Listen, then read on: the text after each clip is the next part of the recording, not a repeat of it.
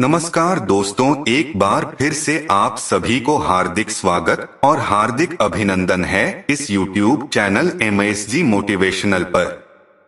दोस्तों, हमारे हिंदू धर्म में अन्य को देवता माना गया है, इसीलिए हमें अन्य का सम्मान करने के लिए शिक्षा दी जाती है। अन्य का उगना जितना कठिन होता है उतना ही आसान होता है उसे बर्बाद कर देना। श्री कृष्ण कहते हैं, संसार के प्रत्येक प्राणी को जीवित रहने के लिए भोजन की आवश्यकता होती है। भोजन से ही उसे ऊर्जा प्राप्त होती है। मनुष्य द्वारा किया जाने वाला भोजन उसके स्वभाव को नियंत्रित करता है। इसीलिए मनुष्य को सदैव सात्विक भोजन ग्रहण करना चाहिए। हमारे प्राचीन वास्तुशास्त्र में खाना बनाने के लिए भी कुछ नियम निर्धारित किए गए हैं। भोजन बनाते समय वास्तुशास्त्र के नियमों का पालन जरूर करना चाहिए। वास्तुशास्त्र में भोजन बनाने की दिशा, भोजन बनाने का समय, भोजन करने का समय आदि महत्वपूर्ण नियम बताए गए हैं। दोस्तों, प्रत्येक हिंदू धर्म में भोजन में रोटी खास तौर पर बनाई जाती है। जिस प्रकार से पृथ्वी का आकार गोल है, उसी प्रकार से रोटी का आकार भी गोल ही होना चाहिए। देवी देवताओं को भोग चढ़ाते समय गोल रोटी बनानी चाहिए और रोटी कभी भी टुकड़े करके भगवान को नहीं चढ़ाने चाहिए। शास्त्रों के अनुसार रोटी बनाते समय महत्वपूर्ण बातों का ध्यान रखना चाहिए। रोटी बनाने के लिए आटे का प्रयोग किया जाता है। यदि आटा गूंथते समय उसमें कोई चीजें डाल देते हैं तो लक्ष्मी प्रसन्न हो जाती है। आटा गूंथना भी एक कला होती है।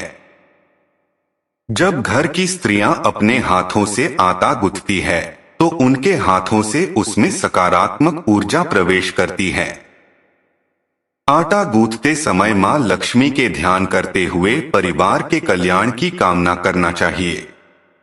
सच्ची श्रद्धा और प्रेम से बनाई हुई रोटी घर में सुख समृद्धि लाती है। वास्तुशास्त्र के अनुसार आटा गूंथते समय उसमें कुछ महत्वपूर्ण चीजें अवश्य डालनी चाहिए।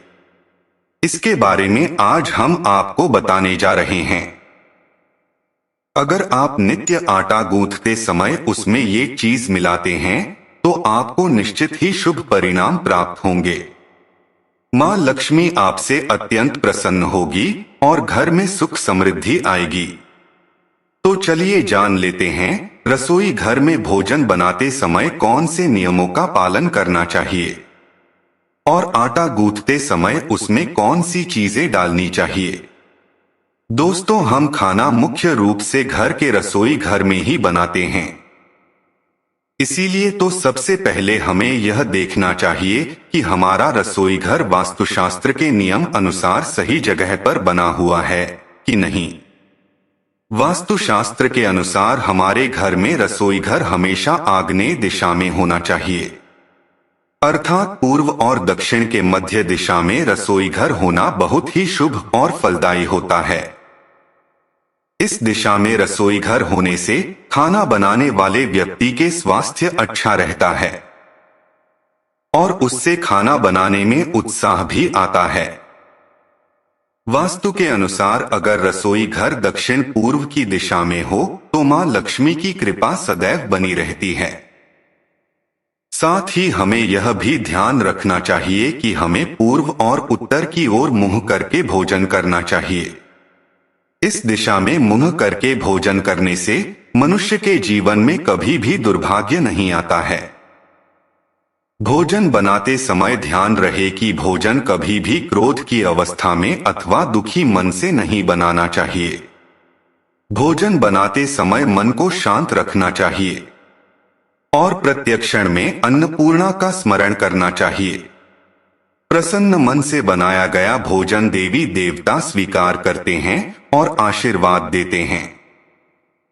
क्रोध की अवस्था में भोजन बनाने से भोजन में नकारात्मक ऊर्जा व्याप्त हो जाती है। श्री कृष्ण कहते हैं कि भोजन करते समय भी हंसना नहीं चाहिए और क्रोध भी नहीं करना चाहिए। पहले 3 नेवाले खाते समय बोलना नहीं चाहिए और भोजन का कभी अनादर नहीं करना चाहिए।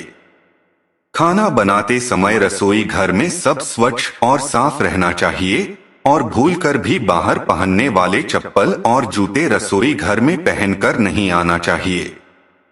रसोई घर में लक्ष्मी का निवास होता है, इसलिए इस घर में गंदगी होना दरिद्रता की निशानी होती है। जिस स्थान पर मां लक्ष्मी होती है उस स्थान को हमेशा स्वच्छ रखना चाहिए। अगर रसोई घर स्वच्छ हो तो कभी दुख दरिद्रता का सामना नहीं करना पड़ेगा। अस्वच्छ तरीके से बनाए गए भोजन का भोग कभी भगवान स्वीकार नहीं करते हैं। भोजन बनाते समय यदि बात विवाद तथा मुंह से असभ्य बात निकाले जाएं, तो इससे भोजन खाने वाले पर शारीरिक और मानसिक प्रभाव पड़ता है। खाना बनाते समय उसे बार बार चखकर नहीं देखना चाहिए, इसे खाना झूठा होता है, जिसे किसी अन्य व्यक्ति को खिलाने में परेशानी होती है और भगवान को तो प्रसाद के रूप में खिलाना महापाप होता है। शास्त्रों के अनुसार बिना नहाए कभी भोजन नहीं बनाना चाहिए और ना ही भोजन करना चाहिए।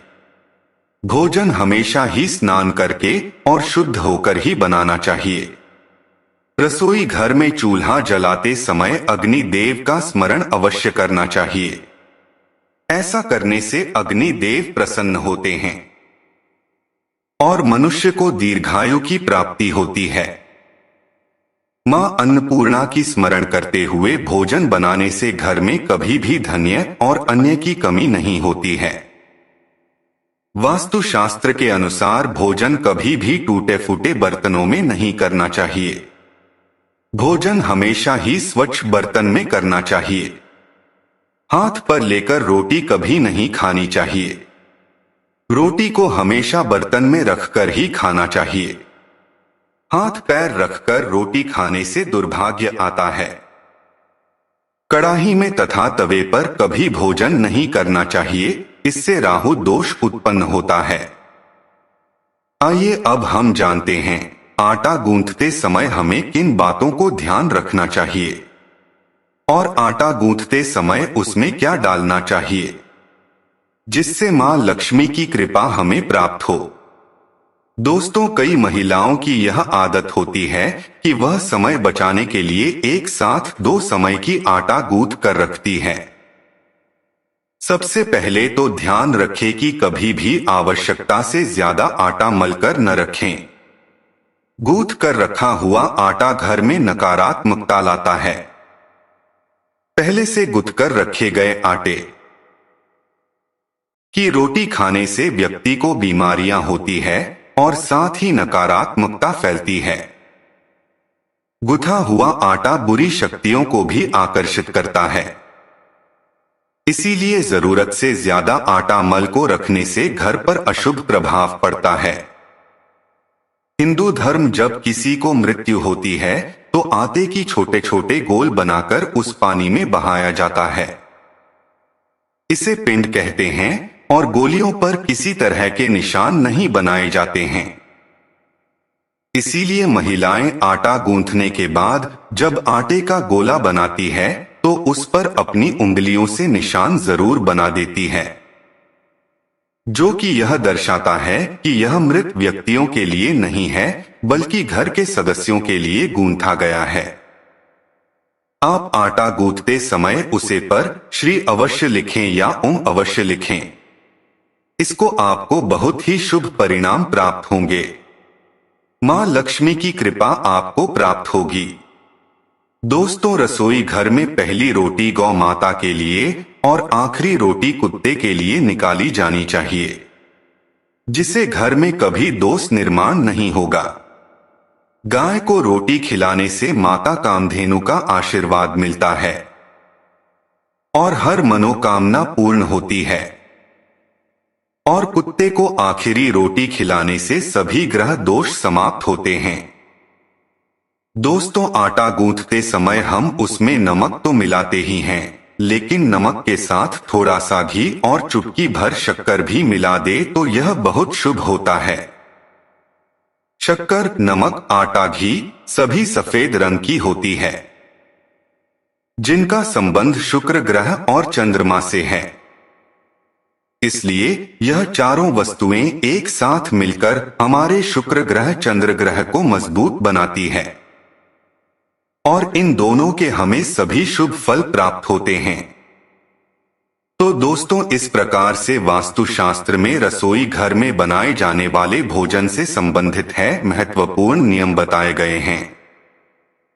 अगर यह जानकारी अच्छी लगी तो वीडियो को लाइक जरूर करें और अभी तक आपने इस चैनल को सब्सक्राइब नहीं किया तो प्लीज चैनल को सब्सक्राइब कर ले और कमेंट में जय मां लक्ष्मी और जय मां पूर्णा जरूर लिखें।